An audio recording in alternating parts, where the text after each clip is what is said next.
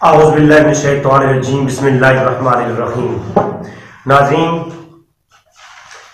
مجھے کہا گیا کہ جناب تم فاسق ہو کہ تمہارے جو داڑھی ہے وہ مٹھی بھر سے کم ہے، اور اعلیٰ حضرت کا فتویٰ ہے کہ جو مٹھی بھر سے داڑھی کم رکھے وہ فاسق ہے، اور اس کے پیچھے نماز بھی نہیں ہوتی، اور اس طرح کی باتیں کی گئی۔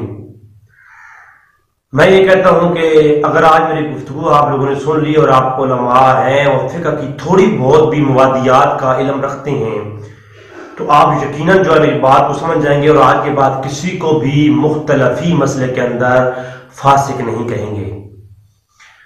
اب میں تھوڑی بیسک سے شروع کروں گا، اور میں آج صرف اور صرف علماء سے مخاطب ہوں جو ممبر و محراب کے وارث ہو کر لوگوں کی تفسیر کرتے ہیں اور تذلیل کرتے ہیں، اور ان کو فقہ کا بیس بھی نہیں پتا ہوتا کہ فقہ ہے کیا، اور فقہی مسائل میں کسی کی تفسیر کب کی جاتی ہے اور تذلیل کب کی جاتی ہے اور تکفیر کب کی جاتی ہے۔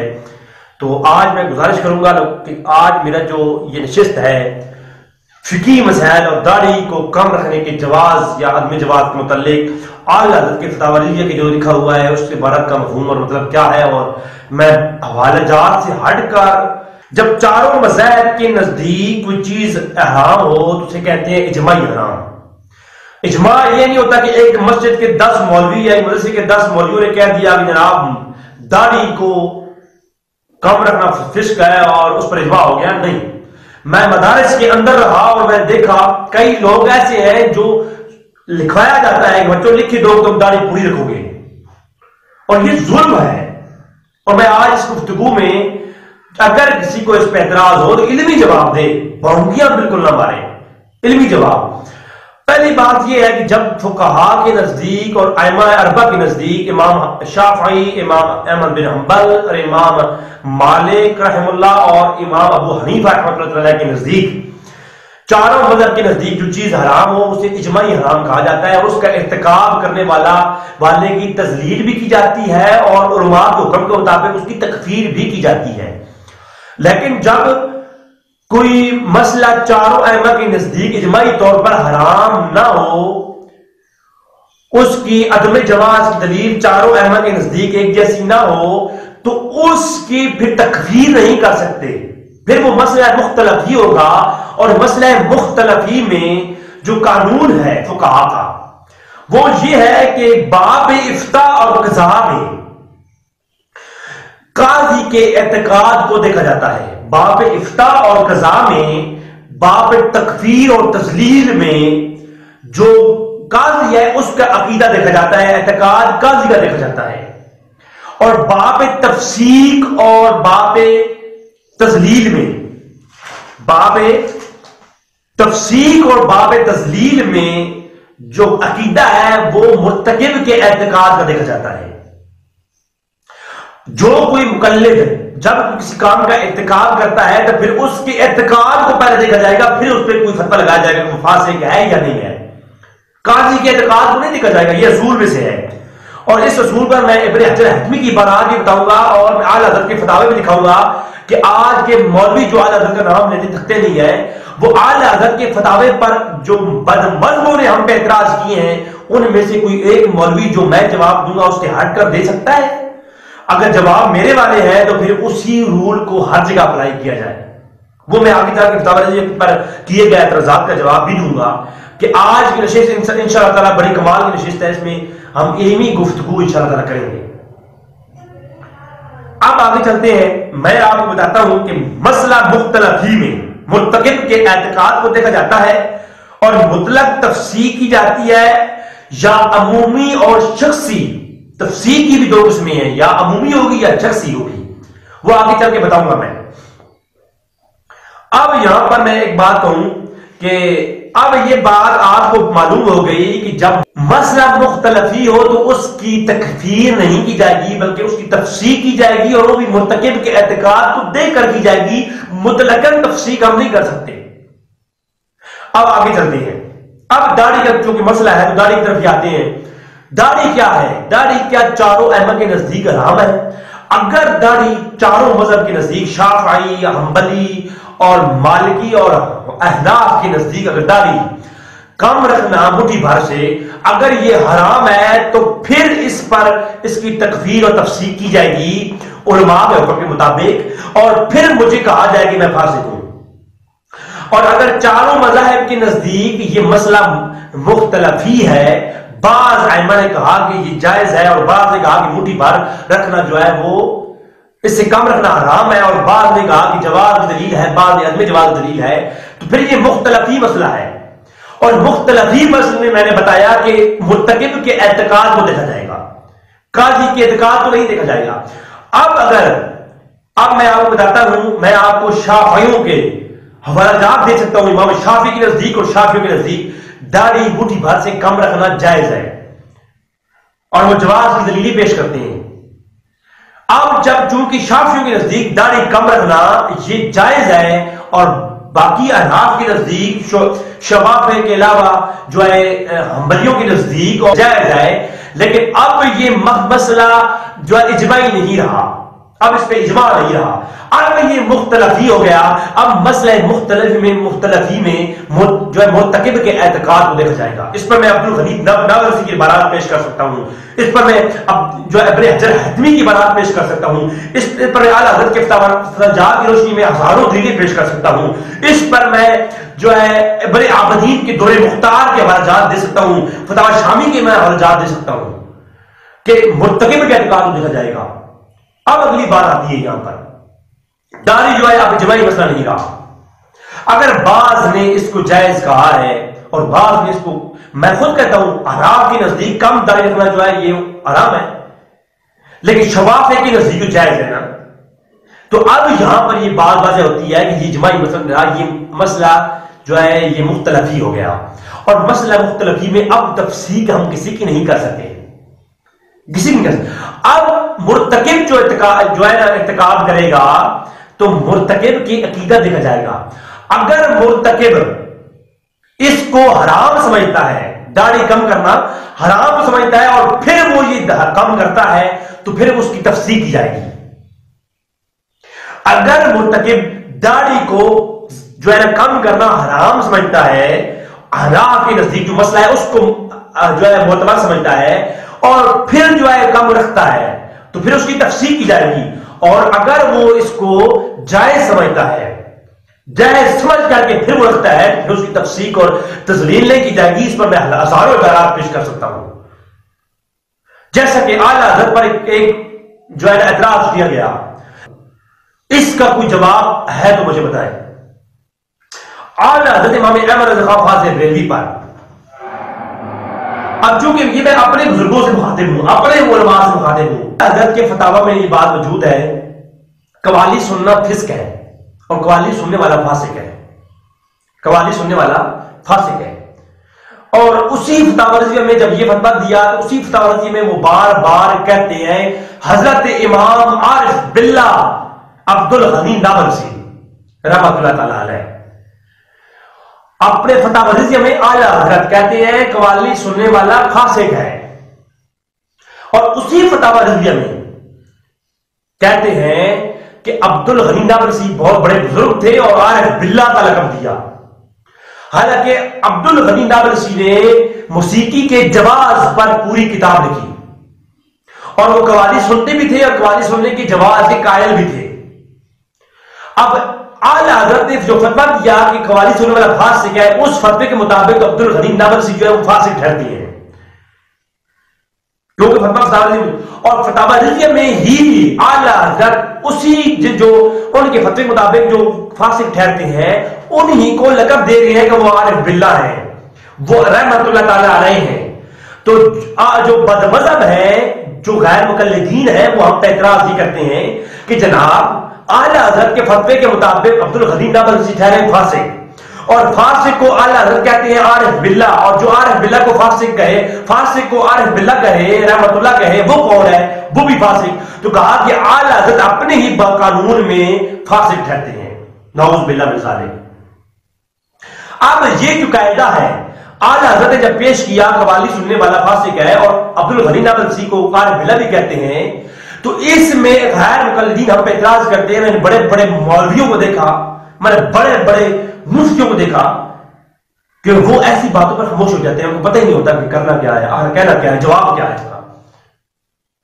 تو ہم نے جواب دیا بدمزلوں کو، ہم نے بتایا کہ جناب یہ جو فسق ہے اور فاسق ہے، یہ فقط یہ مسئلہ مختلفی ہے، اور اعلیٰ حضرت نے مسئلہ مختلفی کے قانون کے تحت کی فتویٰ دیا کہ جو قوالی کے جواز کا قائل ہے اسے وہ تو عارف باللہ ہے، وہ سے رحمت اللہ کہیں، جو جواز کا قائل ہو کر قوالی سنتا ہے اس کے لیے حرام نہیں ہے، جو قوالی کو حرام سمجھ کر کے پھر قوالی سنتا ہے تو وہ فاسق ہے، اس کے لیے فسق ہے۔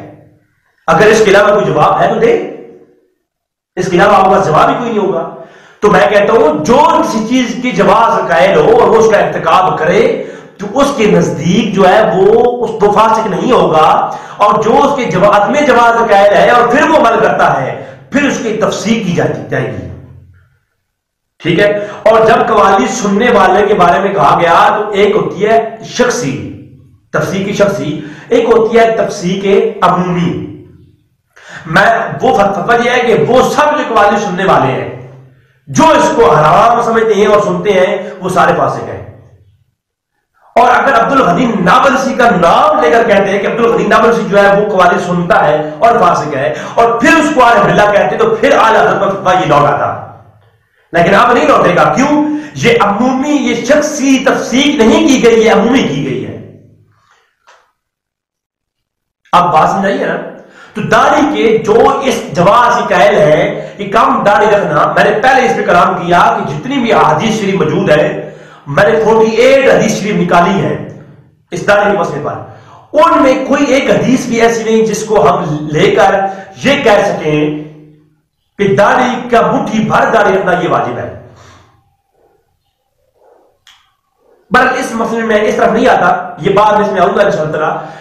وہ غیر جو ہے نا سنت مؤکدہ بنتی ہے، زیادہ سے زیادہ آپ کچھ کر لے لو، تو داڑھی کا جو وجود ہے، داڑھی کا وجود ہونا واجب ہے۔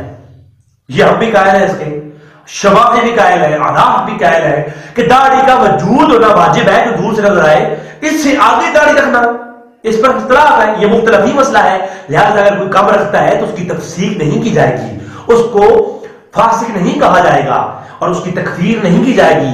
ہاں اگر کوئی اس کے حرام کا قائل ہے، عدم جواز کا قائل ہے اور حرام سمجھ کر کے حرام سمجھتا ہے اور پھر وہ کم رکھتا ہے تو پھر اس کی تفسیر کی جائے گی۔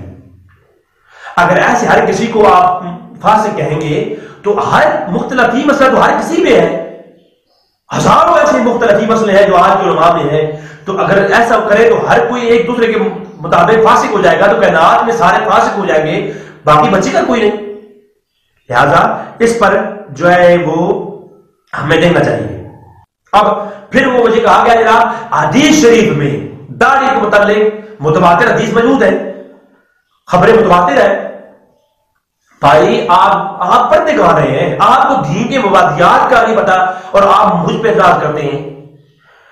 خبریں متواتر مانوی یہ قطعیت کا فائدہ دیتی ہے، میں اس کو تسلیم کرتا ہوں کہ خبریں متواتر مانوی قطعیت کا فائدہ دیتی ہے، لیکن یہ قطعی ثبوت ہے، میں مانتا ہوں۔ لیکن اگلی بات مجھے بتائیں، کیا ہمیشہ جو خبریں متواتر ہوتی ہے متواتر مانوی، وہ اس کی دلالت جو ہے ہمیشہ قطعی ہوتی ہے؟ قرآن کی ساری آیات قطعی ثبوت ہے جو ہے متواتر مانوی ہے، لیکن کیا قرآن کی ہر آیات کا جو دلالت ہے وہ قطعی ہے یا ظنی ہے؟ ہر ایک کی جو ہے وہ دلالت قطعی نہیں ہوتی، بعض ظنی بھی ہوتی ہے۔ بات سمجھ آ رہی ہے نا؟ اب جو ہے حدیث متواتر جن خبر مانوی ہوئے ہیں، متواتر مانوی حدیثیں ہیں، ان کی دلالت قطعی بھی ہوتی ہے، دلالت ظنی بھی ہوتی ہے، اور داڑھی والے جتنی روایات بھی ہیں ان کے اندر علماء کا، میں اس پر بھی بات پیش کر سکتا ہوں کہ علماء کا موقف ہے کہ یہ جو ہے دلالت ظنی ہے، ان کی قطعی نہیں ہے۔ نماز کے احکام ہوں، ٹھیک ہے، یا اس کے علاوہ جتنے بھی احکام ہیں ان کی دلالت قطعی ہے، لیکن اب کئی ایسی چیزیں ہیں جن کی جو ہے دلالت قطعی نہیں ہوتی۔ اعلیٰ حضرت نے لکھا کہ امام ابو حنیفہ کے نزدیک تہاد کا جو جمعہ ہے، تہادوں میں جو جمعہ ہوتا ہے یہ ناجائز ہے، وہ کسی گاؤں میں جا کے ادا کرے، تہاد کے جمعے کو ناجائز کہا، جبکہ اور ساتھ میں یہ بھی لکھ دیا کہ منع نہ کرو، اگر کوئی دیہات میں جمعہ کرتا ہے پڑھتا ہے تو اس کو منع نہ کرو. کیوں؟ حضرت امام کا قول کچھ اور ہے، لیکن اس لیے کہ جو اس کو جواز قائل ہو کر ادا کرے گا اس کو جمعہ ہو جائے گا، اور جو عدم جواز قائل ہے اور وہ پھر ادا کرتا ہے تو اس کی تفصیل کی جائے گی. ٹھیک ہے؟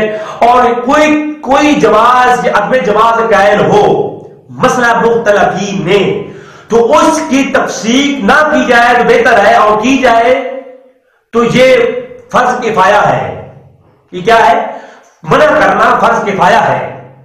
فاسق کا مختلفی مسئلے میں فسق کرنا، اس پر منع کرنا یہ فرض کفایہ ہے. یہ بھی سن لیں آپ.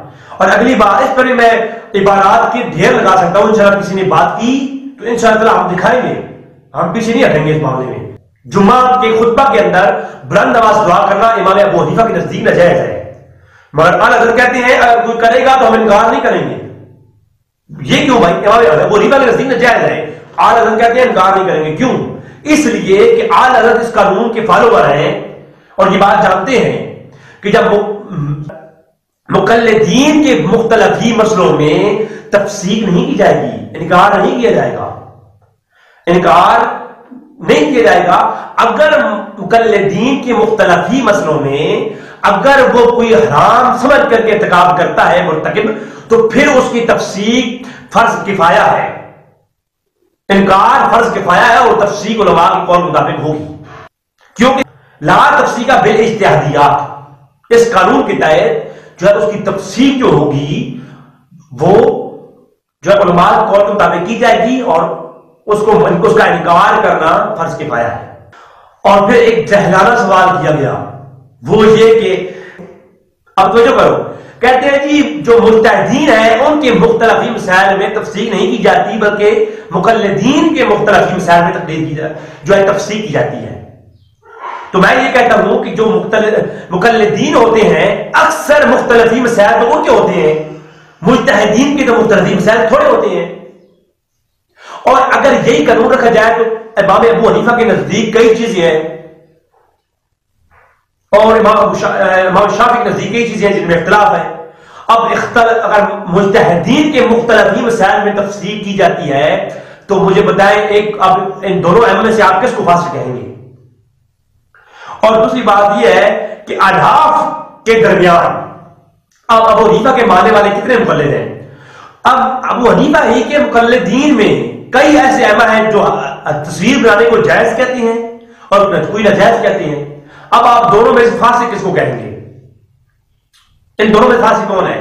میں نے اعلیٰ حضرت کے جد نشین میں سے کئی ایسے لوگ دیکھے جو حج پہ جاتے ہیں تصویر نہیں بناتے، اس کے وہ حرمت کی قائل ہے.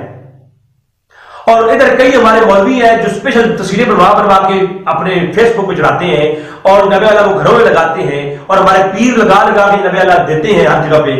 تو کیا پھر ان کے متعلق کیا حکم ہے؟ اب ان میں سے جو تصویر بناتے ہیں وہ فاسق ہے، جو اعلیٰ حضرت گدی نشینوں میں سے لوگ ہیں وہ فاسق ہیں. ان میں سے کون فاسق ہے؟ اب آپ لوگ تو اس میں پریشان ہو جاؤ گے. میں کہوں گا بھائی دونوں فاسق نہیں ہے. کیوں؟ مقلدین کے مختلف ہی مسئلے میں تفصیل نہیں کی جائے گی. بات سمجھا رہی ہے؟ مقلدین کے مختلف ہی مسئلوں میں تفصیل نہیں کی جائے گی بلکہ ان کے مرتکب کے اعتقاد کو دیکھا جائے گا، اور وہ ارتکاب اگر جائز سمجھ کر بھی کر رہے ہیں تو پھر ان پہ کوئی حکم نہیں ہے، اور اگر وہ جو ہے برا سمجھتے ہیں اور ناجائز سمجھتے ہیں اور حرام سمجھ کے پھر ارتکاب کرتے ہیں تو پھر ان کی تفصیل کی جائے گی.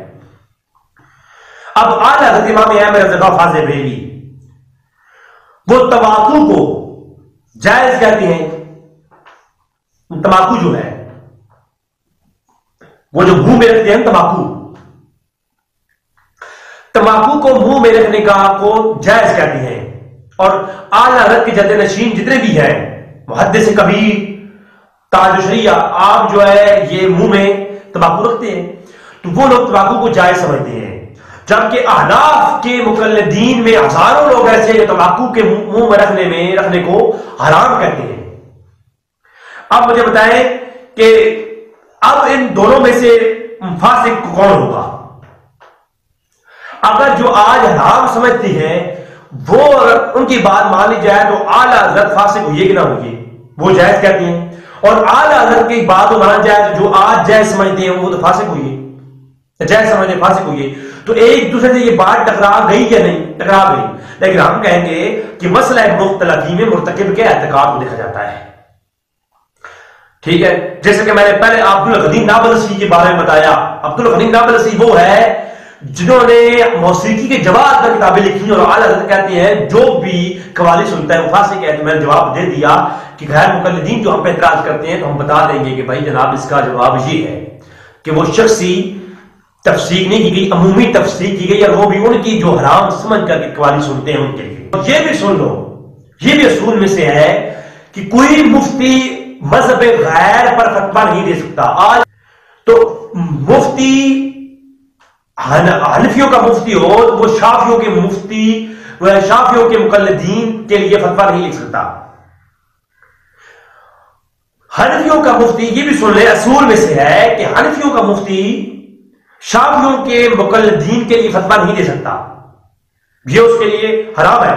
اور مذہب غیر کے لیے فتویٰ دینا حرام ہے، یہ بات سن لیں آپ. اور تفسیق کے لیے مرتکب کے اعتقاد کو دیکھا جائے گا. تفسیق جب کی جائے گی جو مرتکب اس کا اعتقاد دیکھا جائے گا. اور آج میں نے جو بات کی اس کا جو پس منظر تھا وہ یہی تھا کہ کسی کو داڑھی کم رکھنے پر، کسی کو قوالی سننے پر یا اس طرح کے کسی کو فاسق نہ کہا کریں. میں بالکل بھائی چارے کی طرح دست دے رہا ہوں، میں جتنی بھی تحقیق کرتا ہوں میں اعلیٰ حضرت کے نام کو جو ہے وہ سامنے لانے کے لیے اور اعلیٰ حضرت کے مشن کو سامنے لے کے آتا ہوں، اور میں اس کی تحقیق دن رات محنت کر کے کرتا ہوں. تو مجھے فاسق کہتے ہیں لوگ، میں کہتا ہوں بھائی مجھے فاسق کہہ کر تم جو ہے فاسق ہو جاؤ. اگر مختلفی مسئلہ ہے اور مرتکب کے اعتقاد کا پتہ نہیں ہے تو پھر اس کی تفسیق نہیں کر سکتے آپ. اگر آپ کریں گے تو آپ حرام کا ارتکاب کریں گے، آپ خود فاسق ہو جائیں گے. تو اس لیے دعا ہے کہ رب تعالیٰ میں حق جانے کی توفیق عطا فرمائے. وما علینا الا البلاغ المبین.